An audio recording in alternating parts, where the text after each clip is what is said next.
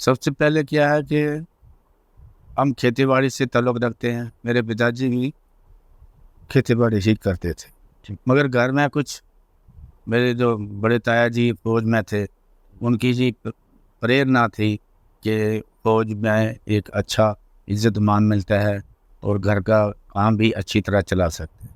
تو اس چیز کو دیکھتے ہوئے ہم نے بھی فوج کو جوائن کر لیا. تو یہ ان کا یہی کہنا تھا کہ محنت کرو اور محنت کا پھل ضرور ملتا ہے.